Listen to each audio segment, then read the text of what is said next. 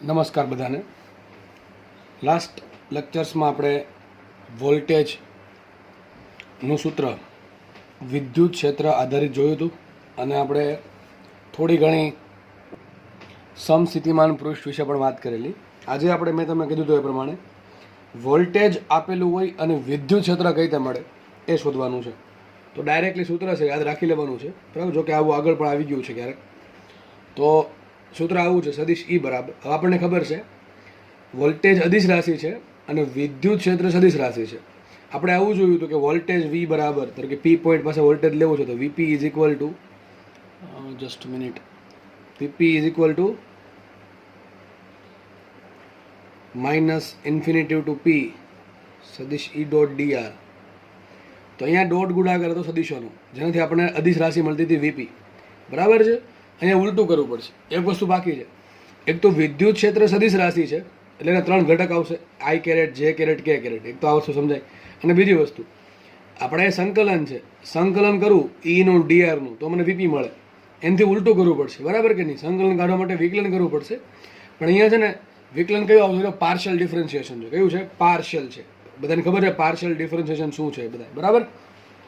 ટૂંકમાં અહીંયા ડેલ આવશે, ડી નહીં આવે. તો સૂત્ર આવું છે, સદિશ ઈ બરાબર જે વોલ્ટેજ છે વી, એ તમને કંઈક આપ્યું હશે, એનું તમે એક્સ આપે પાર્શિયલ ડિફરન્શિએશન કરો અને આગળ આવશે દિશા આવશે માઇનસ આઈ કેરેટ. એ આગળ માઇનસ લઈ લીધું, ટૂંકમાં લખાશે આ પ્રમાણે, સદિશ ઈ બરાબર minus del V by del X I caret plus minus del V by del Y J caret plus minus del V by del Z કે કેરેટ. આટલી બધાને ખબર છે, બરાબર છે. આ પ્રમાણે આવશે સૂત્ર, સદિશ ઈ બરાબર minus del V by del X I caret plus minus del V by del Y J caret plus minus del V by del Z કે કેરેટ. સૂત્ર બધા ફરજિયાત યાદ રાખવાનું છે. બીજી વસ્તુ એ કાંઈ ડેલ આવે છે, ડેલ વી બાય ડેલ એક્સનો મતલબ એમ થાય કે વીનું વિકલન કરો એક્સ સાપેક્ષે, એવું માનીને કે એક્સ સિવાયની તમામે તમામ વસ્તુ, એક્સ સિવાય કોઈ પણ વસ્તુ હોય, પછી x Y z y z હોય તો પણ બધી વસ્તુ તમારે માનવાની અચળ. શું કહું છું? વોલ્ટેજનું એક્સ સાપેક્ષે સંકલન કરવાનું એવી રીતે કે વોલ્ટેજના સમીકરણમાં એક્સ સિવાયની તમામ વસ્તુ, પછી કોઈ ચલ હોય કે અચલ હોય, સંખ્યા હોય કે એક્સ વાય હોય કે ઝેડ હોય, બધું કેવું માનવાનું? અચળ, બરાબર. ખાલી એક્સને આપણે પેલું માનવાનો ચલ, એના આધારે વિકલન કરવાનું. જે આન્સર આવે એના આગળ માઇનસ મૂકવાનું અને આઈ કેરેટ મૂકો, તમને શું આપશે? વિદ્યુત ક્ષેત્ર આવશે, બરાબર છે, એક્સ દિશામાં. તો આ જે વિદ્યુત ક્ષેત્ર આવશે એ કઈ દિશામાં આવશે? એક્સ દિશામાં આવશે. તો એને શું કહેવાય? ઈએક્સ કહી દીધું, બરાબર. શું કહી દીધું? ઈએક્સ. તો minus del V by del x શું આપે મને? વિદ્યુત ક્ષેત્રનો એક્સ દિશામાં ઘટક આપે. આઈ કેરેટ દિશા બતાવશે.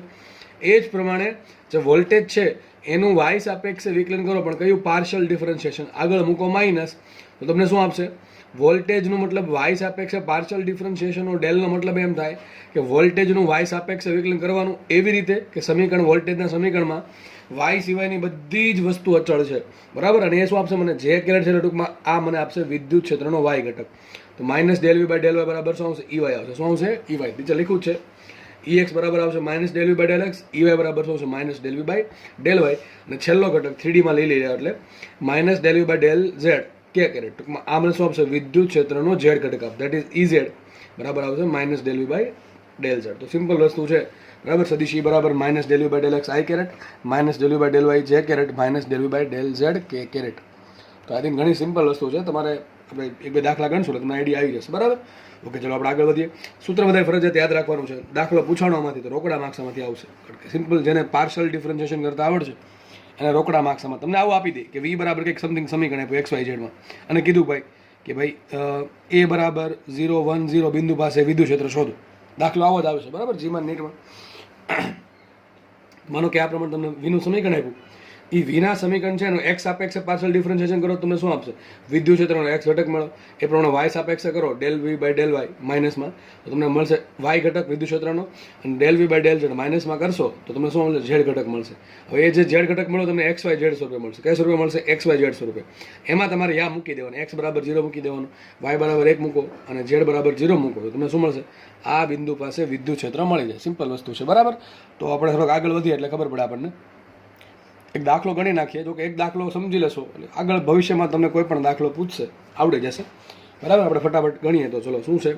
વી બરાબર છે 3xy z square minus 2x cube Y square z plus 4x square Y by z square. આવું તમને કોઈ પણ રકમ બનાવીને આપશે. એટલી બધી મોટી અને અઘરી રકમ નહીં આપે. જો કે અઘરી એટલે કે લેન્થ વાઇઝ, સમય વાઇઝ, બરાબર. દાખલો ગણવા વાર લાગે એવું છે. આ ટૂંકમાં 1 મિનિટમાં સોલ્વ ના થાય. ફટાફટ આ ઉતાવળ રાખો તો થઈ જાય પાછું, બરાબર. પણ તમને ટૂંકમાં નાની રકમ આપશે. હવે ક્વેશ્ચન એવો છે, તમને વોલ્ટેજ આપી દીધું. જો વોલ્ટેજ અદિશ રાશિ છે એટલે બીજું કંઈ નહીં આપે. ખાલી તમને શું આપ્યું છે? વોલ્ટેજ અચળ નથી. વોલ્ટેજ ડિપેન્ડ કરે 3 વસ્તુ પર, એક્સ વાય અને ઝેડ પર.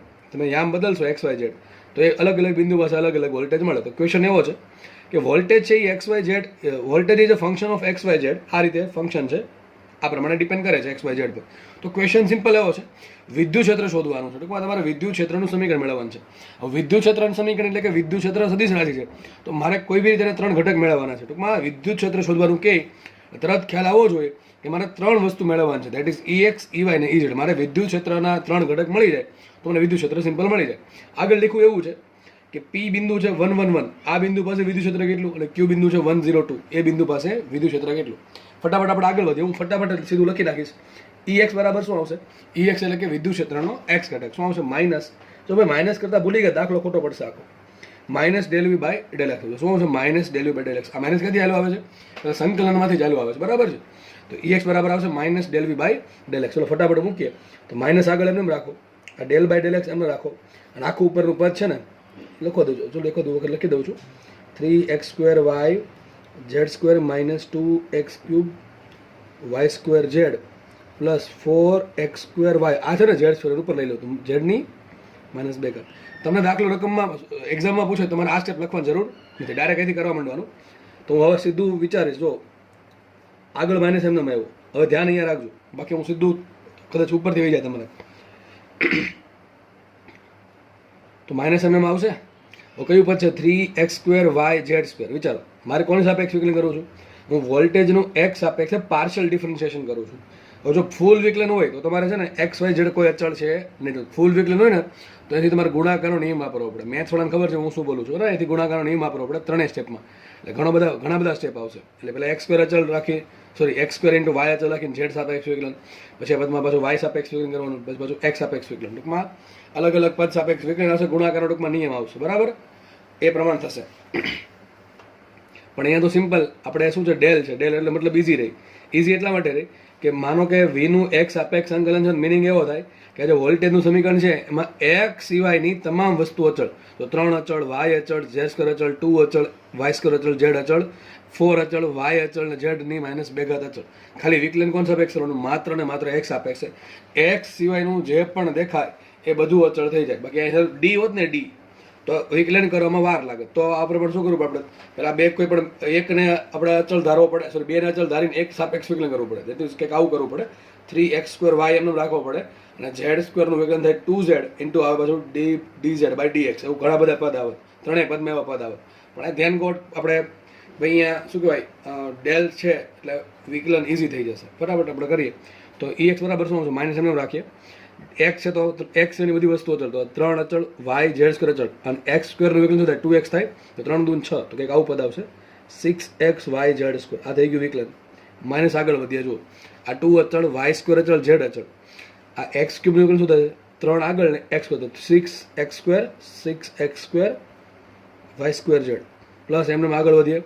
આ 4 અચળ, y અચળ, z ની -2 અચળ, x² નું વિકલન થાય 2x, તો આવશે 8x y z ની -2. આ મળી ગયો તમને. EX મળી ગયું. વાત થઈ ગઈ પૂરી. ચલો એટલું જ છે આમાં, બીજું કાંઈ છે નહીં.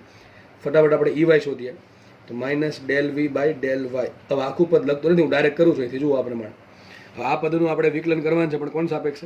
y સાપેક્ષ. કયું વિકલન? Partial differentiation.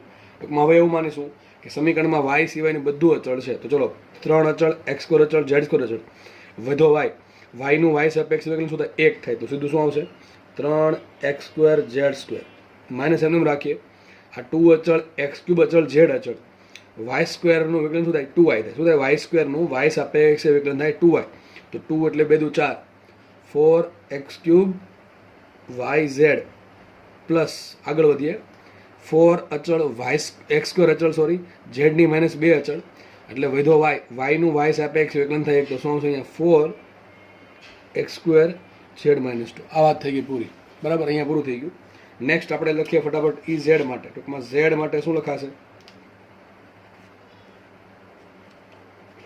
લાગી જાય ને ભાઈ? ઓકે ચલો. Z E Z is equal to minus del V by del Z. Minus એમનું રાખો. ચલો સમીકરણનું વિકલન જાતે હવે તમને આવડવું જોઈએ. ઝેડ સાપેક્ષ ટૂંકમાં સમીકરણમાં ઝેડ સાપેક્ષ ઝેડ સિવાયનું બધું અચળ, 3 અચળ, એક્સ સ્ક્વેર અચળ, વાય અચળ. ઝેડ સ્ક્વેરનું વિકલન થશે 2z, તો 3 દૂને 6, 6z એટલે 6x square Y Z minus એમને 2 અચળ, એક્સ ક્યુબ અચળ, વાય સ્ક્વેર અચળ. ઝેડનું વિકલન થશે 1, બરાબર. ઝેડનું ઝેડ સાપેક્ષ વિકલન થાય 1, તો શું આવશે? Minus 2x cube Y square. આગળ વધીએ. અહીંયા 4 અચળ, એક્સ સ્ક્વેર અચળ, વાય અચળ. ઝેડની -2 ઘાત છે તો -2 ઘાત આગળ આવશે એટલે 4 દૂને -8, બરાબર. 4 દૂ -8 અને ઝેડની 1 ઘાત ઘટી જશે એટલે -2 માંથી 1 ઘટે એટલે -3 થશે. છેદમાં લખવું હોય છેદમાં અથવા અંશમાં લખવું હોય અંશમાં, તો કંઈક આવો આન્સર આવશે -4 દૂ 8 એટલે -8 X square Y by Z cube લખો તો ચાલે, અથવા ઝેડની -3 લખો તો 3 તમને ઘટક મળી ગયા. તમને EX મળી ગયું, તમને EY મળી ગયું, તમને EZ મળી ગયું. સદિશ બરાબર શું લખાય? સદિશ બરાબર લખાશે EX, EY અને EZ. હવે આટલા મોટા પદ લખવાની જરૂર છે નહીં, બરાબર. આટલા મોટા પદ છે લખવાની જરૂર નથી. આગળનો દાખલો રાતે કરી નાખો. તમને શું કીધું છે? ચલો આગળ દાખલો શું કહે છે? પેલો દાખલો તો વિદ્યુત ક્ષેત્ર શોધો, તો મળી ગયો આપણને. X ઘટક મળો, Y ઘટક મળો, Z ઘટક મળો. સદિશ સ્વરૂપે લખો ને એક કામ કરો, સદિશ કરી દેવાનું ઉપર હેડમાં કરી દેવાનું I કેરેટ. અહીંયા સદિશ કરી દો, અહીંયા કરી દો J કેરેટ, અને અહીંયા સદિશ કરી દો, અહીંયા કરી દો K કેરેટ, બરાબર. તમને મળી ગયા સદિશ સ્વરૂપે. ઓકે, જો કંઈ લખવાનું સદિશ લખવાની જરૂર નથી, કારણ કે X ઘટક છે એટલે I કેરેટ આવશે. અહીંયા આમ પણ લખાય, EX આમ પણ લખો, આમ પણ લખી શકો તમે. EX I caret plus EY J caret plus EZ K caret. હવે આગળ દાખલો સોલ્વ કરીએ. તમને એમ કીધું P111 બિંદુ પાસે વિદ્યુત ક્ષેત્ર શોધો. હવે તમને એક્ઝામમાં 3 દાખલા નહીં પૂછે, બરાબર છે. સિમ્પલ કોઈક દાખલો પૂછશે ને આટલા મોટા પદ પણ નહીં આપે, એમાં ઇઝીલી પદ આપશે. ખાલી ટેસ્ટ કરવા તમને ભાઈ આવડે કે નહીં આવડતું વોલ્ટેજ પરથી વિદ્યુત ક્ષેત્ર શોધતા. હવે આપણે જે ક્વેશ્ચન લીધો છે એટલા માટે લીધો તમને થોડીક સારી પ્રેક્ટિસ મળી રહે. હવે આગળ ક્વેશ્ચન એવો છે કે P111 બિંદુ પાસે વિદ્યુત ક્ષેત્ર. ચલો P કયું બિંદુ આપ્યું? P111. તો એક કામ કરવાનું, x બરાબર 1 થાય, y બરાબર 1 થાય અને z બરાબર પણ 1 થાય. તો તમારે કામ કરવાનું, જાતે કરવાનું છે.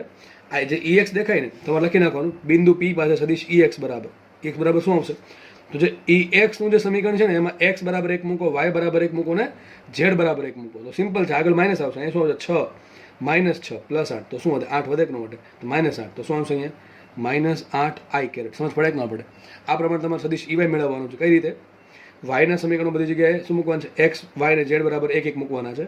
એ પ્રમાણે EZ પણ મળી જશે. જો કે આરામથી મળી જાય. 3 -4 + 4, બરાબર. બધું 1 1 થઈ જશે. એટલે તો શું છે? -3 J કેરેટ. અને છેલ્લે લઈ લઈએ z વાળો ઘટક. તો 6 -2 -8, તો શું આવશે? -4 +4, બરોબર ને? આવશે +4 K કેરેટ. તો મળી ગયું કે ન મળી ગયું? બસ ટૂંકમાં તમને આવું વધારે પૂછે. આવું કોઈ બિંદુ પાસે વિદ્યુત ક્ષેત્ર વધારે પૂછશે, બરાબર કે નહીં? તો તમારે આ પ્રમાણે મેળવવાનું થાય. અને માનો કે એનું મૂલ્ય માંગ્યું હોય તો લખાઈશું અહીંયા સદિશી બરાબર શું લખાશે? -8 -3 ને 4. હવે મૂલ્ય તો શોધતા આવડે કે ન આવડે? મૂલ્ય કઈ તમારે સદિશનું? દરેક ઘટકનો વર્ગ, તો 8 નો વર્ગ 64, 64 + 9 + 16 ને, બરાબર. હવે 64 ને 16 થશે 80, 80 ને 9 થઈ ગયા 89, તો 89 નું વર્ગમૂળ કાઢવું પડે. હવે કાઢવા ના બેસે, આમ વિચારાય કે ભાઈ √89 હોય તો અહીંયા ઉપર જો 81, અહીંયા √81 હોત તો એક્ઝેક્ટલી 9 આન્સર આવત, અને જો એ 100 હોત તો એક્ઝેક્ટલી 10 આન્સર આવત. તો આ 89, 81 અને 100 ની વચ્ચે છે, પણ 89 છે એ થોડાક નજીક છે. કોની? 81. તો લગભગ મારા મતે આન્સર 9.45 જેવો કંઈક આવતો હોઈ શકે. એ આપણે એક્ઝેક્ટ નથી ખબર, આપણને એક્ઝેક્ટ આન્સર નથી ખબર કેટલો આવે, આપણે અંદાજ મારી શકીએ એટલો આવે. કેલ્સી વગર અંદર મારવાનો છે, બરાબર. તો તમને જો વિદ્યુત ક્ષેત્રનું મૂલ્ય તો તમારે આટલી ગણતરી કરવી પડશે. તમને ખાલી એટલું પૂછે કે વિદ્યુત ક્ષેત્રનું સદિશ સ્વરૂપ કયું, તો તમારો દાખલો અહીંયા પતી જશે, બરાબર. જાતે એક હજી બિંદુ આપ્યો છે Q102. આ તમારે જાતે કરવાનું છે, કામ કરવાનું છે.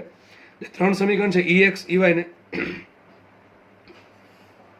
સોરી 3 સમીકરણ છે EX EY ને EZ. એમાં તમારે x બરાબર 1 મૂકો, y બરાબર 0 મૂકો અને z બરાબર 2 મૂકો. એ પછી તમને EX નું સમીકરણ મળશે, EY નું સમીકરણ મળશે અને EZ નું સમીકરણ મળશે, બરાબર. ત્રણેયના આન્સર કંઈક અલગ અલગ આવશે. EX બરાબર આટલા, EY બરાબર આટલા, EZ બરાબર આટલા. તમારે એનો આન્સર કોમેન્ટમાં લખવાનો છે. તમારી પાસે સમય હોય તો બરાબર કોમેન્ટમાં આન્સર લખી દેવો કે ભાઈ સદિશ E કેટલું છે અને એનું મૂલ્ય કેટલું છે, બરાબર. મેં તમને એક ફાઇન્ડ કરીને બતાવ્યું કેટલો આન્સર આવશે. √90 લગભગ 9.45 9.4 ની કંઈક સમથિંગ કંઈક આવતો હશે, બરાબર. ઓકે, ચલો. આઈ થિંક દાખલા આવા રોકડા માર્ક્સ વાળા છે ભાઈ, એમાં પ્યોર મેથેમેટિક્સ છે અને એકદમ ઇઝી છે, એવું નહીં કે નહીં આવડે, નીટવાળાને નહીં આવડે, ભાઈ સિમ્પલ મેથેમેટિક્સ છે. અને અહીંયા પાછું ડેલ આવે છે. જો ડી આવતું હોય ડી તો ઘણો લેન્ધી દાખલો થઈ જાય. આ દાખલો ઘણો થોડુંક લેન્ધી થઈ જાય, એમાં એવું નથી અઘરું છે, લેન્ધી થઈ જાય, બરાબર છે. અહીં ડી આપી દીધું પણ વિકલન તો આવડવું જ જોઈએ. એક પછી એક પદનું ગુણાકાર નિયમ વાપરીને વિકલન કરવું પડે, બરાબર. પણ અહીંયા ડેલ છે એટલે આપણે ફાયદામાં છે, ડેલ છે એટલે ફાયદામાં છે, બરાબર. કારણ શું કે ડેલ એક્સ છે, મતલબ કે એક્સ સિવાયનું બધું અચળ ધારીને પછી ખાલી એક્સનું જ વિકલન કરવાનું રહેશે. બાકી બધા પદ ઓટોમેટિકલી અચળ થઈ જાય, કારણ કે ડેલ છે, પાર્શિયલ ડિફરન્શિએશન છે, બરાબર. પેલું ખાલી ડિફરન્શિએશન આવે, તમે કહી શકો ફૂલ ડિફરન્શિએશન. પાર્શિયલ છે, આંશિક વિકલન. શું છે? આંશિક વિકલન. તો દાખલા મારા માટે ઇઝી છે, પણ એક જ વસ્તુ છે કે આમાં ભૂલ ના પડે. મોટા ભાગે સોરી, થોડુંક મારું ગળું ખાસ ખરાબ છે, બરાબર. મોટા ભાગે આમાં ભૂલ એ જ પડે છે કે છે ને લોકો ઉતાવળી અરે કરી જાય છે. દાખલો જેને આવડતો એની વાત છે, સૂત્ર આવડતો એની વાત છે, વિકલન જેને આવડતો એની વાત છે. હવે લોકો ફટાફટ છે ને ઉતાવળમાં મેં કર્યું, કદાચ મારી ભૂલ હોઈ શકે, મને ખબર નથી, બરાબર. એ પ્રમાણે તમારી ભૂલ હોઈ શકે. તો તમે એક વખત દાખલો ગણીને જોઈ લેવાનો. જો કે તમને દાખલો જે સ્વરૂપ છે એ બહુ નાનું આપશે, દાખલાનું સ્વરૂપ બહુ નાનું આપશે, એટલે તમે દાખલો ઇઝીલી ઓછા સમયમાં સોલ્વ કરી શકશો. ખાસ દાખલા છે ને આમાં બિંદુવાળા વધારે પૂછે છે કે આ બિંદુ પાસે વિદ્યુત ક્ષેત્ર કેટલું હોય. ઘણી વખત તો સમીકરણ પૂછી લે, અને સમીકરણ ન હોય તો મૂલ્ય પૂછી લે. પણ મૂલ્ય શોધવામાં ભાઈ ધ્યાન રાખો, બરાબર છે. છેલ્લે શું કરવાનું, જે પણ ઘટક આવ્યા, 3 ઘટક કે 2 ઘટક કે 1 ઘટક, એનો વર્ગનો સરવાળો કરી અને પછી વર્ગમૂળ કાઢવાનું, બરાબર. ઓકે, ચલો. તો આઈ થિંક હવે દાખલા આવા બધા આવડી જશે. આગળ આવા દાખલા ગણાવતો નથી, એક દાખલામાં બધા દાખલા આવી ગયા. આવા દાખલા તમે જાતે ઘરે બનાવીને જોઈ શકો છો, એમાં કાંઈ અઘરું છે નહીં. બસ ટૂંકમાં જસ્ટ પ્રેક્ટિસ જોશે, પ્રેક્ટિસ ને અન્ડરસ્ટેન્ડિંગ. ઓકે, ચલો. આપણે જે આગળ દાખલો ગણો એના પરથી આપણને ખબર પડ્યું કે આપણને વોલ્ટેજ આપ્યું હોય તો મને આરામથી વિકલનનો સહારો લઈને, જો કે પાર્શિયલ ડિફરન્શિએશન એટલે કે આંશિક વિકલનનો સહારો લઈને હું વિદ્યુત ક્ષેત્રના ત્રણેય સદિશ ઘટકો શોધી શકું છું, EX, EY, EZ. હવે માનો કે આગળનો દાખલો જે હતો એમાં આપણે એક્સ વાય ઝેડ બધા પદ હતા, પણ માનો કે બની શકે એવું કે વોલ્ટેજ છે એ એક્સ વાય ઝેડમાંથી બધા પર ડિપેન્ડ ના કરતું હોય. બની શકે ને ભાઈ, ઘણી બધી પોસિબિલિટી છે કે વોલ્ટેજ છે એ કઈ રીતે બદલે. તો માનો કે આવું કંઈક સ્ટેપ આવે કે V = 6x², તો અહીં જોઈ શકાય છે આ સમીકરણમાં વાય નથી, આ સમીકરણમાં ઝેડ નથી. એટલે આપણું સિમ્પલ થિંકિંગ એવું થાય આપણું મગજનું કે અહીંયા એક્સ એમ બદલશે તો વોલ્ટેજ બદલશે, એક્સ એમ બદલશે તો વોલ્ટેજ બદલશે, બરાબર. કારણ કે વાય ને ઝેડ તો છે જ નહીં સમીકરણમાં. તો એક કામ કરીએ, ફટાફટ છે ને, જો આ દાખલામાં હું તમને EX, EY ને EZ ફાઇન્ડ કરીને બતાવું, બરાબર. એના પરથી આપણે એક મહત્વની વસ્તુ સાબિત કરવાની છે, જે ઉપર હકીકત લખેલી છે, પણ એક્ઝામ્પલ સમજીને સમજશું તો ઇઝી રહેશે. ચલો, તો ફટાફટ એક કામ કરી, EX શોધી નાખીએ. EX બરાબર, જો કે તમને રકમ જો આવી ઘણી બધી આવા દાખલા પૂછે સિમ્પલ, બરાબર. તો EX બરાબર શું છે? -∂V/∂x. મૂકીએ કિંમત, -∂L/∂x એનું રાખો, અને 6x² આવશે અહીંયા, બરાબર. હવે સમીકરણ આ ડેલનો શું મતલબ થાય કે ડેલનો મતલબ એમ થાય કે વોલ્ટેજનું વિકલન કરો એક્સ સાપેક્ષે, એવી રીતે કે એક્સ સિવાયનું બધું અચળ. જો કે અમે એક્સ સિવાય ખાલી એક જ છે 6, તો 6 કેવા રહેશે? અચળ. તો શું આવશે? માઇનસ એમ રાખો આગળ, અને 6 રહેશે એમને, અને x² નું વિકલન થશે 2x. તો શું આવશે? -12x. તો ઘણી વખત દાખલા આવા સિમ્પલ પૂછાય કે V = 6x² હોય તો વોલ્ટેજ વિદ્યુત ક્ષેત્ર કેટલું? શું આન્સર આવશે? -12x. ચલો એક કામ કરીએ, ફટાફટ આપણે EY શોધીએ. EY બરાબર શું આવે? -∂V/∂y. તો મૂકીએ કિંમત -∂by/∂y, એને 6x² આવશે કે નહીં આવે? આનો શું મિનિંગ થાય? વાંચતા શીખો. આનો મતલબ એમ થાય કે વોલ્ટેજનું વાય સાપેક્ષ વિકલન કરો એવી રીતે કે સમીકરણમાં વાય સિવાયનું બધું અચળ. વાય સિવાયનું શું છે? 6 વાય સિવાય કહેવાય. આ એક્સ પણ વાય થોડો કે વાયથી અલગ છે ને, તો આ સમીકરણમાં વાય છે જ નહીં, તો વાય સિવાયનું બધું અચળ. તો ટૂંકમાં બધું કેવું થઈ ગયું? અચળ. તો શું આન્સર આવે? 0 આવે. સમજ પડે કે ન પડે? પછી સમજો, ગોખશો તો નહીં મેળ પડે, પણ સમજશો તો મેળ પડશે. હું શું કહું છું, આનો મિનિંગ શું થાય કે વોલ્ટેજનું વિકલન કરો વાય સાપેક્ષે, એટલે કે વાયની સિવાયનું બધું વસ્તુ અચળ ધારીને વિકલન કરો તમે, બરાબર. આપણે જોઈ શકીએ છીએ કે સમીકરણમાં વાય જ નથી, તો વાય સિવાયનું બધું જ અચળ. પછી એક્સ હોય, ઝેડ હોય, ગમે ચલ હોય, વાય આવતો હોય તો રાખવાનું, બાકી બધું કેવું? અચળ રાખવાનું. તો આખું પદ અચળ થઈ ગયું. અને આપણને ખબર છે અચળનું વિકલન શું આવે? અચળનું વિકલન આવે 0. તો આખા પદનું વિકલન શું આવશે? આખા પદનું વિકલન 0 આવશે. ચલો એ પ્રમાણે ફટાફટ આપણે EZ શોધીએ. તો શું આવશે? -∂V/∂z. તો -∂by/∂z 6x². તો આનો પણ મતલબ એમ જ થાય. શું મતલબ થાય? કે આ સમીકરણમાં ઝેડ સિવાયનું બધું અચળ, તો ઝેડ સિવાયનું બધું થશે ને. 6 પણ ઝેડ સિવાય કહેવાય, અને એક્સ પણ ઝેડ સિવાય જ કહેવાય. ઝેડ થોડા કહેવાય એક્સને, બરાબર. તો આખું પદ અચળ થઈ ગયું. એનું વિકલન શું આવે? 0. તો આના પરથી મને મહત્વની વસ્તુ એ જાણવા મળી કે જો વોલ્ટેજ છે એ ખાલી એક્સ પર ડિપેન્ડ કરતો હોય તો મને ખાલી વિદ્યુત ક્ષેત્રનો એક્સ ઘટક જ મળશે. જો મહત્વની વાત મળી ભાઈ. આ તમારે છે ને, તમે ચોપડામાં લખી રાખો. જે બોલું છું ને, જે સાબિત કર્યું ને, લખી રાખું. બધી વસ્તુ લખતો નથી હું, બરાબર છે. પણ તમારે ટ્રાય કરવાની કે ભાઈ આપણે જે કામની વસ્તુ છે તમને લાગે કે કામની છે, એ તમે લખી શકો છો જાતે. એમાં બધું મારે કેવું ના પડે. આપણે એટલે મેચ્યોર છીએ હવે કે આપણે શું લખવું શું ના લખવું, બરાબર. આ વાત પહેલાં થઈ ગઈ છે. તો વોલ્ટેજ છે એ દેખાય છે, વોલ્ટેજ છે એ ખાલી એક્સ પર ડિપેન્ડ કરે છે. વોલ્ટેજ જો એક્સ પર ડિપેન્ડ કરતો હશે તો તમને માત્ર ને માત્ર વિદ્યુત ક્ષેત્રનો એક્સ ઘટક મળશે.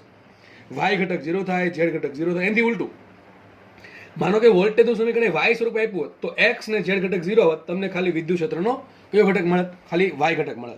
અને માનો કે વોલ્ટેજ છે તમને ખાલી ઝેડ પર, જો માત્ર ઝેડ કહું છું, બરાબર, બીજું આવું જ ના જોઈએ કંઈ, ઝેડ પર ડિપેન્ડ કરતો તો તમને એક્સ ઘટક ને વાય ઘટક 0 મળે, તો તમને ખાલી વિદ્યુત ક્ષેત્રનો કયો ઘટક મળે? ઝેડ ઘટક મળે. તો તમને સમીકરણ જોઈને ખબર પડી જવી જોઈએ. જેમ કે આગળનો દાખલો જુઓ, આગળનો દાખલો પેજ ફરી ગયું છે, કંઈ નહીં. એમાં તો ત્રણેય વસ્તુ હતી, એક્સ વાય ઝેડ ત્રણેય હતું, તો આપણે 3 ઘટક મળ્યા હતા. એમાં માનો ખાલી એક્સ હોત તો ખાલી એક્સ એક જ ઘટક મળે, ખાલી વાય હોત તો વાય ઘટક મળે, ખાલી ઝેડ હોત તો ઝેડ ઘટક મળે. તો આના પછી તમારે છે ને આ બે ગણતરી કરવાની જરૂર નથી. આનાથી તરત ખબર પડી જાય કે જે વિદ્યુત ક્ષેત્ર છે ને, વિદ્યુત ક્ષેત્ર એને એક જ ઘટક હશે, EX. બાકી બે ઘટક કેવા છે? 0 0. સમજ પડે કે ન પડે? ફરતી ફટો ચલો. તો કે V બરાબર 6x² છે. મતલબ દેખાય છે કે V is only function of x. V is only function of x, it's not function of y or z. બરાબર? તો y અને z નું ફંક્શન છે જ નહીં V. તો આપણને ખબર છે કે પાર્શિયલ ડિફરન્શિએશન કરશું તો EY ને EZ મેં તમને સાબિત કરી દીધું. આ પ્રમાણે દરેક થશે, દરેક સ્ટેપમાં આવું થશે. બરાબર છે? તો આ પ્રમાણે થવાના કારણે શું કરી શકાય? આવું કહી શકાય કે વોલ્ટેજ જ્યારે એક જ યામ પર ડિપેન્ડ કરતો હોય, એક્સ વાય ઓર ઝેડ માંથી કોઈ એક પર ડિપેન્ડ કરતો હોય, ત્યારે વિદ્યુત ક્ષેત્રનો માત્ર એક જ ઘટક મળશે. તો મતલબ શું થઈ ગયો? સદિશ E બરાબર શું આવશે? સદિશ બરાબર EX I caret, EY J caret ને EZ K કેરેટ. પણ EY ને EZ તો 0 છે, તો લખાઈશું EX I કેરેટ. EX શું આવશે? Minus del V by del X I caret. સમજ પડે કે ન પડે? એક કામ કરો, જો આ જે વોલ્ટેજ છે ને, વોલ્ટેજ V બરાબર 6x², એનું છે ને હું del V by del X કરી જાઉં. શું કરી જાઉં? Del V by del X માઇનસમાં. તો શું આવશે? Minus del V by del X. અહીંયા શું આવશે? 6x². હમણાં કર્યું એ પ્રમાણે શું આન્સર આવશે? Minus 12x. અને કામ કરવાનું, હું માઇનસ dV બાય dx કરી જાઉં. શું કરી જાઉં? Minus dV by dx. ચલો શું ફરક પડે જોઈ લઈએ. માઇનસ d બાય dx ને, d બાય dx અને 6x². હવે d છે એટલે મતલબ શું થાય? d નો મતલબ એમ થાય કે તમારે જે વસ્તુ સંખ્યા છે એને જ ખાલી અચળ ધારી શકો. બરાબર છે? બાકીના એક્સ વાય ઝેડ આવતા હોય તો એને અચળ ધારી શકો નહીં. આપણે સીધી દેખાય જ છે અહીંયા કે ખાલી સમીકરણમાં એક્સ જ છે, તો આનું શું વિકલન થાય? વિચારો. આ તો વિકલન આવડું જોઈએ ને, આ તો સાદું વિકલન છે, 6 એમ ને એમ, અને x² નું વિકલન થાય 2x. શું આવશે? Minus 12x. તો જો બે સરખું જ આવ્યું, minus del V by del X ને માઇનસ dv બાય dx નો આન્સર સરખો આવ્યો. અરે વાલા, સરખો જ આવે ને, કારણ શું? વોલ્ટેજ ખાલી અહીંયા એક્સ પર જ ડિપેન્ડ કરે છે. બીજું કંઈક વાય ઝેડ આવતું હોય તો બેના આન્સર અલગ અલગ આવશે. બરાબર? તો બંનેના આન્સર અલગ અલગ આવશે. તો આ થોડુંક લેન્ધી પડે. બરાબર? થોડું નીચેનું લેન્ધી પડશે. પણ અહીંયા માત્ર વોલ્ટેજ છે ડિપેન્ડ કરે કોના પર? ખાલી એક્સ પર ડિપેન્ડ કરે છે. તો તમે minus del V by del X શોધો કે માઇનસ dv બાય dx શોધો, બંને સરખું જ થવાનું છે. સીધી વાત છે, સિમ્પલ મેથેમેટિક્સ. તો આવું ક્યારે તમે વાપરી શકો? તમે ડેલ વાળું સમીકરણ છે એ તમારું ડી માં ફરી જશે, પણ ક્યારે? Only when. ક્યારે? ત્યારે જ કે જ્યારે વોલ્ટેજ છે એ માત્ર ને માત્ર એક જ ચલ પર ડિપેન્ડન્ટ હોય. તો એ જ લખ્યું છે. જો વોલ્ટેજ, હવે આ એક્ઝામ્પલ પરથી આપણને શું સમજ પડી એ ઉપર લખી નાખીએ. જો વોલ્ટેજ એ માત્ર કોઈ એક જ, ટૂંકમાં એક્સ પર અથવા વાય પર અથવા ઝેડ હોય, એમ કીધું ખાલી એક્સ પર જ, એક્સ વાળું સમીકરણ હોય વોલ્ટેજનું, અથવા વાય વાળું હોય અથવા ઝેડ હોય, પણ એકલાનું પર જ આધારિત હોય, તો વિદ્યુત ક્ષેત્રનો માત્ર એક જ ઘટક મળે. આજે ગુજરાતીમાં લાઈન લીખી છે એ આપણે નીચે સાબિત કરી દીધી. બરાબર? કેમ આવું થાય છે? ત્યારે ડેલ છે એ ડીમાં પરિણમે. જે તમારું પાર્શિયલ ડિફરન્શિએશન છે તમે એ કરો તો ચાલે, ટૂંકમાં જે કર્યું છે એ પ્રમાણે તમે minus del V by del X કરો કે માઇનસ dv બાય dx કરો, બંનેનો આન્સર કેવો આવશે? સરખો આવશે. એટલે કે ધારો કે EY બરાબર 0 હોય, EZ બરાબર 0, મતલબ શું થાય? વોલ્ટેજ છે એ વાય અને ઝેડ પર ડિપેન્ડ નથી કરતું, તો વિદ્યુત ક્ષેત્રનો વાય ઘટક અને ઝેડ ઘટક કેવો થશે? 0 થશે. સોરી ભાઈ, ચલો. તો વાય ને ઝેડ ઘટક તો 0 છે, તો મને ખાલી કયો ઘટક મળશે? ઓનલી એક્સ ઘટક મળશે. તો લખાઈશું EX બરાબર minus del V by del X. હવે મને ખબર જ છે કે વોલ્ટેજ છે એ ઓનલી એક્સ પર ડિપેન્ડ કરે છે, તો minus del V by del X લખું કે માઇનસ dv બાય dx લખું, સરખું થાય. અને n થી મોટો ભાઈ minus delta V by delta X લખું. તમને ખબર હોવી જોઈએ કે ડી માં ડેલ્ટામાં શું ફરક છે? બધાને ખબર હોવી જોઈએ. What is difference between D and delta? D માં ને ડેલ્ટામાં એ ફરક છે કે ડી છે ને, ડી એ જ્યારે આ શું આપે? સૂક્ષ્મ ફેરફાર આપે. કે ભાઈ જે સ્થાન છે, સ્થાન એક્સ યામમાં સૂક્ષ્મ ફેરફાર થાય તો સામે વોલ્ટેજમાં સૂક્ષ્મ ફેરફાર કેટલો થાય? એની જગ્યાએ આ ડેલ્ટા શું આપે? કે સ્થાનમાં મોટો ફેરફાર તો સામે વોલ્ટેજમાં મોટો ફેરફાર થશે. બરાબર કે નહીં? એ ટાઈપનું કંઈક સંબંધ આપે છે. ટૂંકમાં ડેલ્ટા ક્યારે વપરાય? ઇન શોર્ટમાં કેવું હોય તો ડી વપરાશે સૂક્ષ્મ ફેરફાર માટે અને ડેલ્ટા વપરાય મોટા ફેરફાર માટે. બસ એટલો ફરક છે. પણ આવું આ સમીકરણ ક્યારે સાચું છે? આ સમીકરણ તો જ સાચું છે કે જ્યારે EY અને EZ 0 છે. તો ભાઈ ખાસ કન્ડિશન છે. એન્ડ કરું છું, એન્ડ અને છે અને અથવા નથી. એન્ડ એટલે ટૂંકમાં આ કન્ડિશન સેટિસ્ફાય થાય તો જ આ કન્ડિશન સેટિસ્ફાય થાય. બરાબર કે નહીં? ચલો, તો આપણને બહુ મહત્વની વસ્તુ જાણવા મળી. શું જાણવા મળ્યું છે? કે વોલ્ટેજ છે એ માત્ર કોઈ એક જ યામ પર ડિપેન્ડ કરતો હોય ત્યારે એનો જે એક્સ ઘટક, માનો કે એક્સ અક્ષ પર ડિપેન્ડ કરતો હોય અને એક્સ ઘટક છે minus del V by del X, અથવા તમે લખી શકો માઇનસ ડીવી બાય ડીએક્સ, અથવા તમે લખી શકો minus del V by del X લખી શકો. પણ બીજા બે ઘટકો 0 હોવા જોઈએ. કોના? વિદ્યુત ક્ષેત્રના અથવા વોલ્ટેજ છે એના સમીકરણમાં બીજા બે ઘટક આવવા જોઈએ ને વાય ઝેડ ન આવવા જોઈએ. અથવા ટૂંકમાં એક ખાતો એક્સ વાળું સમીકરણ, કાતો વાય વાળું, કાતો ઝેડ વાળું, ટૂંકમાં કોઈ પણ એક પર ડિપેન્ડન્ટ સમીકરણ આવવું જોઈએ. બરાબર કે નહીં? ઓકે, ચલો. ટૂંકમાં તમે ગમે સમીકરણ આપે તમે આ રીત તો કરી જ શકો છો. તમે આ રીતથી દાખલો કરી શકો છો. જો સમય બચાવવો હોય એટલું વિચાર લેવાનું કે વોલ્ટેજ છે એ એક્સ એમ પર ડિપેન્ડેન્ટ કરે છે, તો માત્ર વિદ્યુત ક્ષેત્રનો એક્સ ઘટક જ આવશે. બાકી મેં શોધવાની જરૂર નથી. ઓલવેઝ કેવો થશે? 0 જ થશે. બરાબર? ચેક કરી લેવાનું. પછી તમે ખાલી એક જ આમ હોય પછી માઇનસ આ ડેલ વાળું કરો કે ડી વાળું કરો, બેનો આન્સર કેવો આવશે? સરખો જ આવશે. બરાબર? ઓકે, આપણે આગળ વધીએ તો નેક્સ્ટ ટોપિક છે આપણો સમસ્થિતિમાન પૃષ્ઠ. ઇંગ્લિશમાં કહેવાય ઇક્વી પોટેન્શિયલ સરફેસીસ. પૃષ્ઠ એટલે સરફેસીસ, સ્થિતિમાન એટલે પોટેન્શિયલ, અને સમ એટલે સરખું, ઇક્વલ એટલે કે ઇક્વી. તો ઇક્વી પોટેન્શિયલ સરફેસીસ નામથી મેં તમને પહેલાં કીધું હતું, સંધિ છોડવાની છે જસ્ટ આમાં. સમસ્થિતિમાન પૃષ્ઠ કોને કહેવાય? તો નામમાં છે, સંધિ છૂટી પાડો. એક તો પહેલાં પૃષ્ઠ એટલે કે સપાટી છે, એ પાકું છે. ઓકે, પછી બીજું છે સમસ્થિતિમાન. તો એવી સપાટી કે જેના બધા બિંદુએ વોલ્ટેજ સમાન હોય. બસ પતી ગઈ વ્યાખ્યા. એ જ વ્યાખ્યા છે. પૃષ્ઠ એટલે સપાટી, એવી સપાટી કે જેના બધા જ બિંદુ પર સમાન વોલ્ટેજ હોય, એટલે કે સરખું વોલ્ટેજ હોય, એક સરખું વોલ્ટેજ હોય. આપણને ખબર છે સર, એક સરખું વોલ્ટેજ દિશા કઈ? અને ટોપા દિશા ના આવે વોલ્ટેજમાં. વોલ્ટેજ અદિશ રાશિ છે તો શું આવે? ખાલી મૂલ્ય. તો બસ સિમ્પલ. આ વિદ્યુત ક્ષેત્ર તો આપણે કેવું પડે સર, બધા બિંદુ વિદ્યુત ક્ષેત્ર સરખું, તો મૂલ્ય સરખું હોવું જોઈએ, દિશા સરખી હોવી જોઈએ. બરાબર કે નહીં? પણ એવું નથી. અહીંયા વોલ્ટેજ છે. વોલ્ટેજ એટલે કે ખાલી અદિશ રાશિ, ટૂંકમાં અદિશ રાશિ છે અને એનું ખાલી મૂલ્ય જ હોય. તો મતલબ એમ થાય કે એવું પૃષ્ઠ કે જેની દરેક એવું પૃષ્ઠ કે જેના પરના બધા જ બિંદુએ વોલ્ટેજનું મૂલ્ય સમાન હોય, એવા પૃષ્ઠને શું કહેવાય? સમસ્થિતિમાન પૃષ્ઠ. એવો કોઈ આકાર, એવું કોઈ પૃષ્ઠ, એવી કોઈ સપાટી, કે એવું કોઈ સમતલ, બરાબર, કે એવી કોઈ પ્લેટ કે જેના પર દરેક બિંદુએ વોલ્ટેજ સમાન હોય, એને શું કહેવાય? સમસ્થિતિમાન પૃષ્ઠ. લખ્યું છે જે પૃષ્ઠ, સમતલ, સપાટી જે પણ કહેવાય, બરાબર, જે પૃષ્ઠ અથવા સપાટી પરના બધા જ બિંદુએ વોલ્ટેજનું મૂલ્ય સમાન હોય તેવી સપાટી અથવા પૃષ્ઠ શું કહેવાય? સમસ્થિતિમાન પૃષ્ઠ કહે છે. સીધી વાત છે. તેના બધા જ બિંદુ પાસે વોલ્ટેજ કેવું હોય? સમાન હોય. બરાબર છે. હવે તમને આગળ છે ને લગભગ સમસ્થિતિમાન પૃષ્ઠની વ્યાખ્યા, સોરી, અમુક બે મુદ્દા લખાવ્યા હતા. એ મુદ્દા બહુ જરૂરી છે. લાસ્ટ લેક્ચરમાં આવું કંઈક કીધું હતું, યાદ રાખો. આનું બહુ કામ પડશે. જો આ મુદ્દો શું છે? વિદ્યુત ક્ષેત્રની દિશા સમસ્થિતિમાન પૃષ્ઠને લંબ હોય છે. ઇક્વી પોટેન્શિયલ સરફેસ છે ને લંબ હોય. મેં આપણે એક્ઝામ્પલથી સમજ્યું હતું, અલગ અલગ એક્ઝામ્પલથી. બે વસ્તુનું ધ્યાન હંમેશા રાખવાનું કે વિદ્યુત ક્ષેત્ર હંમેશા સમસ્થિતિમાન પૃષ્ઠને લંબ હોય, અને બીજી વસ્તુ હંમેશા ક્યાં હોય? ઘટતા વોલ્ટેજની દિશામાં. ક્યાં વિદ્યુત ક્ષેત્ર? હંમેશા ઘટતા વોલ્ટેજની દિશામાં વિદ્યુત ક્ષેત્ર હોય છે. ખબર પડી ગઈ બધાને? તો બે વસ્તુ હંમેશા બધાએ યાદ રાખવી. બરાબર? એનો આગળ બહુ યુઝ થશે. આપણે છે ને તમને અલગ અલગ પદાર્થો, તો અલગ અલગ તંત્ર માટે, વિદ્યુત ભારના તંત્ર માટે સમસ્થિતિમાન પૃષ્ઠ કેવા બને એ ચલો જોઈએ. પેલું આપણે લઈએ બિંદુવત વિદ્યુત ભારનું સમસ્થિતિમાન પૃષ્ઠ કેવું હોય. વિચારો, મારે બિંદુવત વિદ્યુત ભારનું સમસ્થિતિમાન પૃષ્ઠ શોધવું છે, તો પહેલાં મારે એ શોધવું પડે કે ધારો કે મારી પાસે બિંદુવત વિદ્યુત ભાર ક્યુ છે. કેવો છે? ક્યુ છે. ક્યુના કારણે વોલ્ટેજનું સૂત્ર શું આવે? તો વી બરાબર કે ક્યુ પર આર. ચલો, વી કે તો અચળ હોય, ક્યુ અચળ છે, તો વિદ્યુત કોણ આર શું છે? કે તો અચળ છે, ક્યુ અચળ છે, તો વિદ્યુત કોણ આર. Sorry, R વૈધો.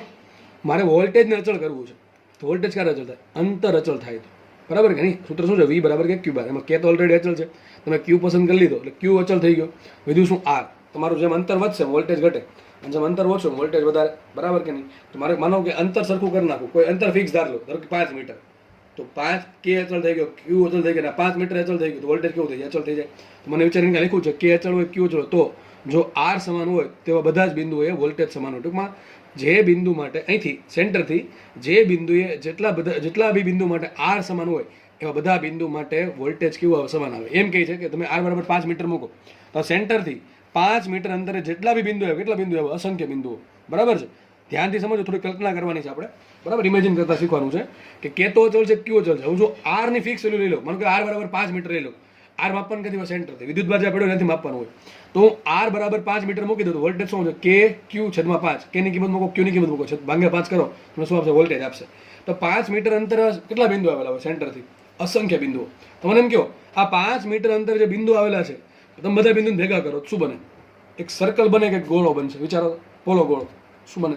સર્કલ બને. સર્કલ 2D માં બને. 3D વિચારો ને.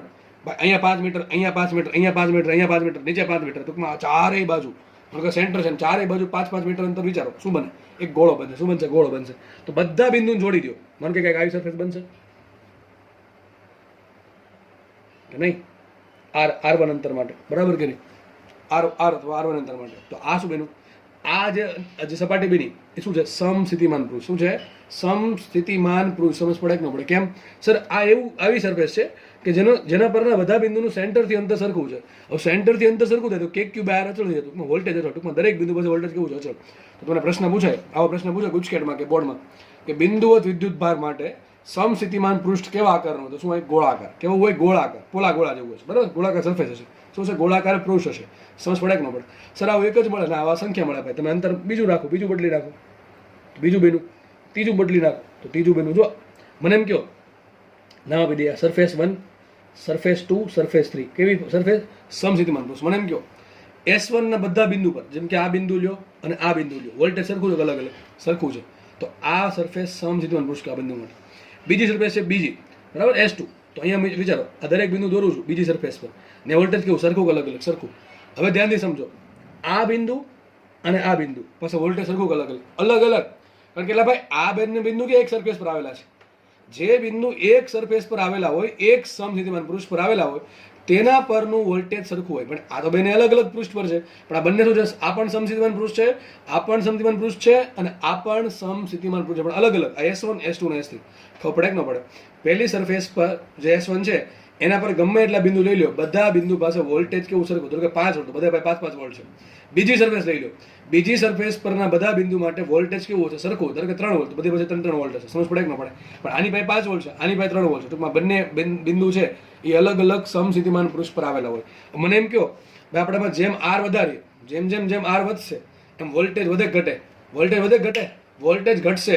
તો હું જેમ બહાર જાઉં છું, બરાબર, સેન્ટરથી જેમ દૂર જાઉં છું એમ વોલ્ટેજ ઘટતું. તો સૌથી વધારે વોલ્ટેજ ક્યાં આવશે? પહેલી સરફેસ પર. ટૂંકમાં આ જે બિંદુ છે ને એ વધારે વોલ્ટેજ વાળા બિંદુ છે. આ બિંદુઓ ઓછા વોલ્ટેજ વાળા, દૂરના બિંદુઓ સૌથી ઓછા વોલ્ટેજ વાળા બિંદુ. એટલે ઘડીક સાઈડમાં રાખો એને.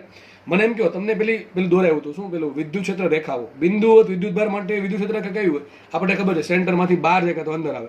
કોના પર ડિપેન્ડ કરે? ધન વિદ્યુત ભાર તો બહાર રહેશે અને ઋણ હોય તો અંદર આવશે. ક્યાંક તમને આવું દોરાયું હતું, બરાબર? આપણને ખબર છે વિદ્યુત ક્ષેત્ર રેખા કંઈક આ પ્રમાણે આવશે, બધી રીતે, બધી દિશામાં, બરાબર કે નહીં? તો જુઓ આ પ્રમાણે આવા અસંખ્ય પૃષ્ઠ મને મળશે ને, આ પ્રમાણે અસંખ્ય વિદ્યુત ક્ષેત્ર રેખાની દિશાઓ હશે. ટૂંકમાં આ પ્રમાણે વિદ્યુત ક્ષેત્ર રેખાઓ હશે, આવા અસંખ્ય નીકળતી હશે, બરાબર છે? મને એમ કહો, તમને હમણાં આવું કંઈક ભણાવ્યું હતું. શું ભણાવ્યું હતું? જુઓ અહીંયા જ છે, કંઈક આવું લખ્યું હતું. જો આ લીટી વાંચો. મેં તમને કીધું તો હું ભવિષ્યમાં સાબિત કરી દઈશ.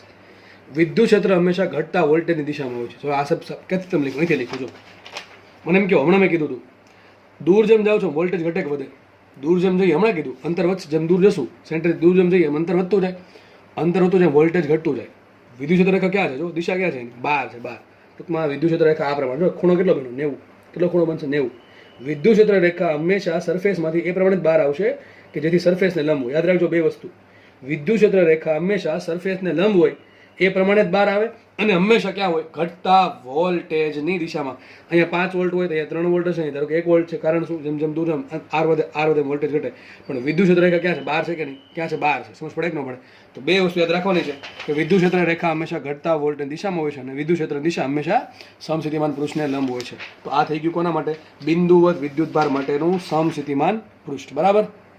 ચલો ફટાફટ જોઈએ. ઋણ વિદ્યુત ભાર માટે શું? ધારો કે મારી પાસે વિદ્યુત ભાર માઇનસ ક્યુ છે, તો શું આવશે? V બરાબર K ઇન્ટુ માઇનસ ક્યુ બાર. તો શું આવશે સૂત્ર? માઇનસ કે ક્યુ બાર. આમાં પણ સેમ વસ્તુ, અંતર આર સરખું કરી નાખો તો બધા બિંદુ પાસે વોલ્ટેજ કેવો સરખો? તમે પૃષ્ઠ આવા જ આવશે, ગોળાકાર જ આવશે. કેવા આવશે? ગોળાકાર. મને કહું તો ગોળાકાર થાય છે, માન લેવું હોય તમારે, બરાબર? ગોળાકાર છે, એલા કેવું દેખાય? ગોળાકાર જ દેખાવું જોઈએ.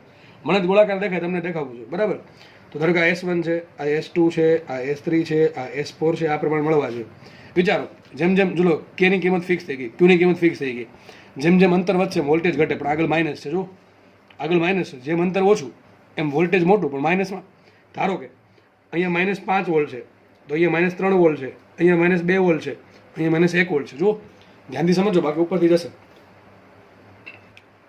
-5, -3, -2, -1. આમાં છે ને આપણે એમ કહી શકીએ કે માઇનસ છે એ દિશા બતાવતું છે નહીં, માઇનસ શું બતાવે? મૂલ્ય બતાવે. મને એમ કહો -1 મોટું -5 મોટું, વિચારીને કહેજો મોટો કોણ, -1 કે -5?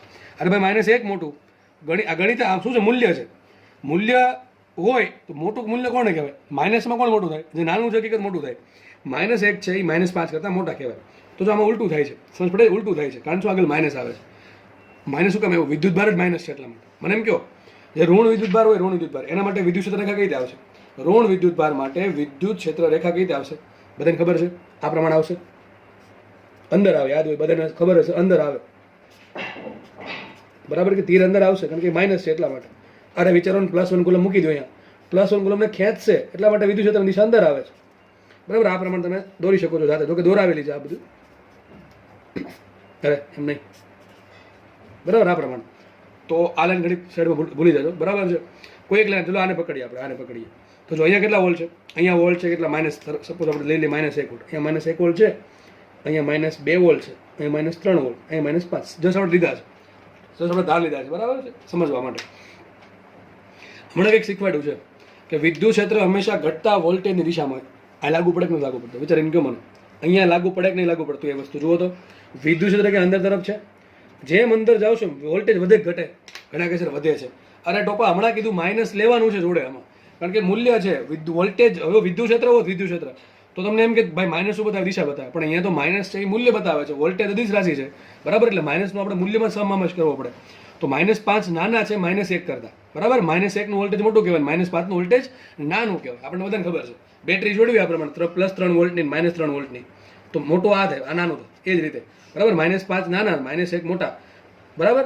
મતલબ શું થાય? જેમ અંદર જઈએ છે વોલ્ટેજ ઘટતું જાય છે. દિશા ક્યાં છે? જો લંબ છે, સમસિદ્ધાંત પુરુષને લંબ આવશે.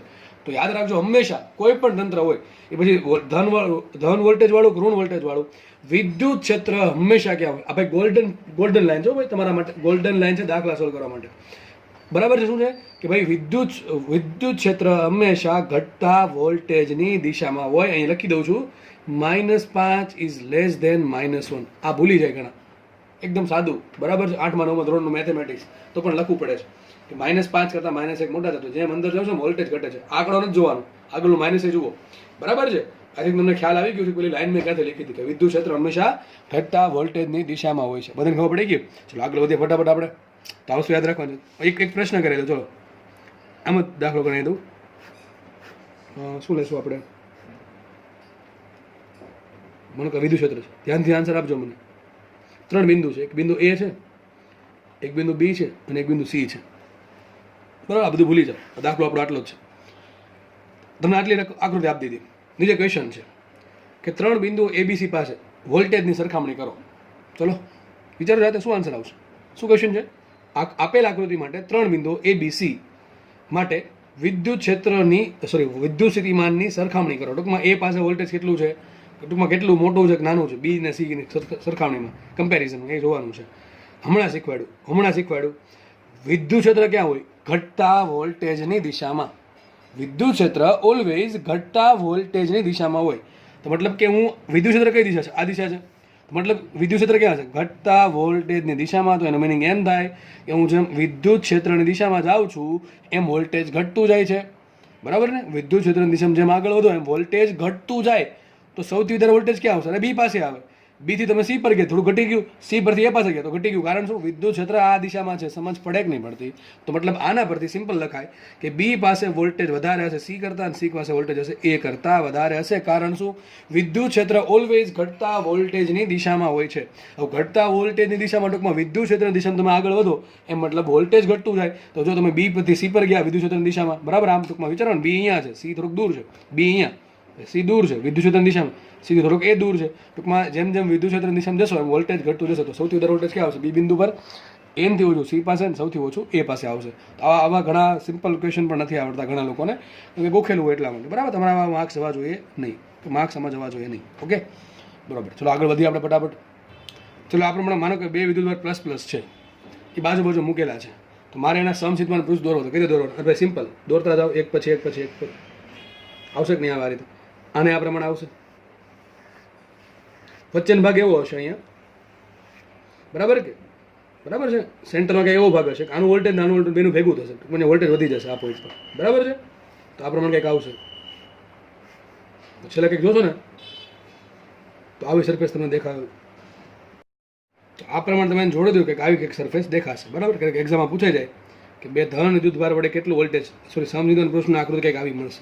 બરાબર કે નહીં? ઓકે, ચલો પ્લસ પ્લસ એટલે વધી જશે વચ્ચેના ભાગમાં. ઓકે, આગળ વધીએ. ચલો, પ્રશ્ન આવો પૂછાય કે એક અનંત લંબાઈનો સળિયો છે.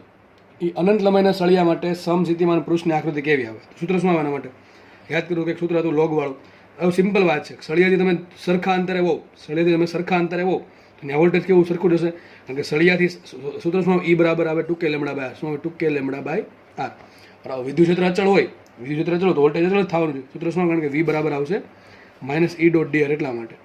ઓકે, તો આનું સમસ્થિતિ વિચારો, સળિયો વચ્ચે છે અને તમારે સાઈડમાં સરખા અંતરે બિંદુ લેવાના છે બધા. તો તમે બધા બિંદુને ભેગા કરો, શું થાય વિચારો? એમ કહું, આ પેનથી આર અંતર એક ધારો કે 2 સેન્ટીમીટર, 2 સેન્ટીમીટર કેટલા બિંદુ આવેલા છે? જેટલા બી બિંદુ આવેલા છે બધાને ભેગું કરતું સરફેસ શું હોય? નળાકાર હોય. શું હોય? નળાકાર. વિચારો, 2 સેન્ટીમીટર બિંદુ અહીંયા આવશે, નીચે આવશે, બધાને ભેગા કરો શું બનશે? નળાકાર બને કે ન બને? આ પ્રમાણે એક આ પ્રમાણે એક નળાકાર બનશે ભાઈ. બરાબર કે નહીં? આ પ્રમાણે આખું નળાકાર બનશે. તો એક સમસ્થિતિમાન પૃષ્ઠ બેનું 2 સેન્ટીમીટર અંતરનું બીજું બનાવવું હોય તો આ પ્રમાણે. બરાબર છે, તમે વિચારી શકો જાતે. તો પ્રશ્ન પૂછાય કે ભાઈ અનંત લંબાઈના સળિયા માટે સમસ્થિતિમાન પૃષ્ઠની આકૃતિ કેવી? તો નળાકાર્ય સમસ્થિતિમાન પૃષ્ઠ. કેવું આવે? નળાકાર્ય. કારણ શું? સમસ્થિતિ સરખા અંતરે વોલ્ટેજ કેવું હશે? સરખું હશે એટલા માટે. બરાબર, ઓકે, ચલો આપણે આગળ વધીએ. નેક્સ્ટ ને વધારે કામ જે આવે એ નવો ટોપિક. હવે આ ભણાવી દીધું આગળ, જો કે ફરીથી રિવિઝન થઈ જશે. પાતળી અનંત વિસ્તારવાળી વિદ્યુતભારી શીટના કારણે વિદ્યુતસ્થિતિમાન પૃષ્ઠ, આપણે સમસ્થિતિમાન પૃષ્ઠ જોવાના છે. આપણને ખબર છે કેવા આવે, આપણને બધાને ખબર છે કે મેં અગાઉ કહી દીધું તમને, લગભગ લાસ્ટ લેક્ચરમાં છેલ્લે લાસ્ટમાં કીધું હતું કેવા આવશે આના. માનો કે બે બિંદુ છે, પી બિંદુ ને ક્યુ બિંદુ. બરાબર, પૃષ્ઠથી આજે અંત વિસ્તારવાળી સરફેસ છે, ત્યાંથી થોડાક દૂર આવેલા છે. પી બિંદુ નજીક છે અને ક્યુ બિંદુ દૂર છે. મારે પી બિંદુ પાસે વોલ્ટેજ શોધવું છે ક્યુ પાસે, ક્યુની સરખામણીમાં. શું લખીશ? અને વીપી માઇનસ વીક્યુ લખીશ. આ સમીકરણ લખાય આ સ્વરૂપે ક્યુ માઇનસ પી ઈ ડોટ ડીઆર. કરી નાખીએ ઉલટું, તો પી થી ક્યુ ઈ ડોટ ડીઆર. હવે આપણને ખબર છે કે ભાઈ ઈ અને ડીઆર, હવે મારે શું કરવાનું છે? એકમ ધન વિદ્યુતભારને પી થી ક્યુ, શું નહીં થાય? એકમ ધન વિદ્યુતભારને પી થી ક્યુ લઈ જાવ. તો એકમ ધન વિદ્યુતભારને પી થી ક્યુ લઈ જાવ છો તો પી થી ક્યુ ઈ ડીઆર આવશે. પી થી ક્યુ ઈ ડીઆર આવશે કે નહીં આવે? બરાબર છે. હવે વિદ્યુત ક્ષેત્ર કોમન કાઢી લો, વિદ્યુત ક્ષેત્ર કોમન કાઢી લો. શું આવશે? પી થી ક્યુ ડીઆર. પી થી ક્યુ ડીઆર. બરાબર, કારણ શું? અરે આના માટે વિદ્યુત ક્ષેત્ર શું આવે? Sigma by 2ε0. અને જે કેવું હોય? અચળ હોય, અંતર પર ડિપેન્ડ કરે નહીં. એટલે કેવું? બહાર આવી ગયું, તો બહાર આવી ગયું થઈ ગયું ઈ સંકલન પી થી ક્યુ ડીઆર. બરાબર છે. હવે વિચારો, ડીઆર છે એનું સંકલન શું થાય? આર થાય. શું થાય? આર થાય કે ન થાય? અરે ભાઈ, સંકલન ડીઆર નો શું આન્સર આવશે? એનો આન્સર આવશે આર. લિમિટ છોડો, શું લિમિટ છે? પી થી ક્યુ, મતલબ શું થાય? R Q minus RP. થાય કે ન થાય? એ સ્ટેપ મેં નથી લખ્યું, સીધું એની જગ્યાએ ડેલ્ટા આર કહી દીધું. હકીકત શું મેળવો? આ બે વચ્ચે અંતર મેળવો કે ન મેળવો? આટલું આર ક્યુ છે. વિચારો, અહીંથી લઈને આટલું અંતર આર ક્યુ છે અને અહીંથી લઈને આટલું અંતર આરપી છે. તો આર ક્યુ અને આરપી શું આવશે? આટલું અંતર આવે કે ન આવે? આને મેં કીધું ડેલ્ટા આર. તો જો બહુ મહત્વનું પરિણામ મળ્યું. મને શું મળ્યું? વીપી ક્યુ. એટલે મતલબ કે વીપી ક્યુ બરાબર શું આવશે? વીપી ક્યુ બરાબર ઈ ડેલ્ટા આર. શું આવશે? E into delta R. મતલબ શું થયો? પી બિંદુ પાસે ક્યુ બિંદુની સાપેક્ષે વોલ્ટેજ બરાબર ઈ ડેલ્ટા આર. ઘણી વખત આપણે આ નામ પણ લખ્યું છે, ઈ બરાબર વી બરાબર ઈડી. યાદ કરો, ઈ છે આ. ડી શું છે? બે બિંદુ વચ્ચે અંતર. શું છે? વી બરાબર ઈડીમાં ડી શું છે? બે બિંદુ વચ્ચે અંતરનું છે. યાદ રાખજો, શું છે? ડી બે બિંદુ વચ્ચે અંતર, મોટું માઇનસ નાનું. અમે એમાં પણ જે બિંદુ પ્લેટની નજીક છે ત્યાં વોલ્ટેજ વધારે હોય, જે દૂરનું છે ત્યાં વોલ્ટેજ ઓછું છે. દેખાય છે આપણને કે વીપી ક્યુ નો આન્સર ધન આવશે કે ઋણ આવશે? ધન આવશે. કારણ શું? ઈ વીપી ક્યુ આવ્યું શું? ઈ ઇન્ટુ ડીઆર. બરાબર, સોરી, વી બરાબર ઈ ઇન્ટુ ડી.